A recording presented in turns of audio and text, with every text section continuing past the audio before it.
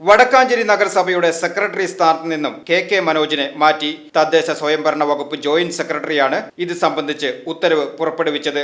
ശുചിത്വ മിഷൻ ജില്ലാ കോർഡിനേറ്ററായി പ്രവർത്തിക്കുന്ന കെ മനോജ് വടക്കാഞ്ചേരി നഗരസഭയുടെ പൂർണ്ണ അധിക ചുമതല കൂടി വഹിച്ചു വരികയായിരുന്നു. 2021 ഫെബ്രുവരിയിലാണ് കെ മനോജ് നഗരസഭാ സെക്രട്ടറിയായി വടക്കാഞ്ചേരിയിൽ എത്തുന്നത്.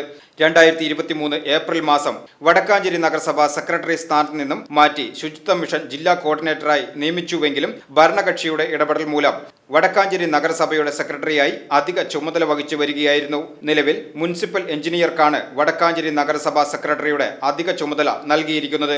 സെക്രട്ടറിയായിരിക്കെ വടക്കാഞ്ചേരി നഗരസഭയെ 2 തവണ സംസ്ഥാനത്തെ മികച്ച നഗരസഭകളിലൊന്നായി തെരഞ്ഞെടുക്കുവാനായത് നേട്ടമായി ഉയർത്തുമ്പോഴും ഭരണകക്ഷിയെ നോക്കുകുത്തിയാക്കി സെക്രട്ടറി വലിയ അഴിമതി നടത്തുകയാണെന്ന ആരോപണവുമായി നഗരസഭാ കോൺഗ്രസ് പാർലമെന്ററി പാർട്ടി നേതാവ് SA ആസാദ് ഉൾപ്പെടെയുള്ള കോൺഗ്രസ് കൗൺസിലർമാരും രംഗത്ത് വന്നിരുന്നു.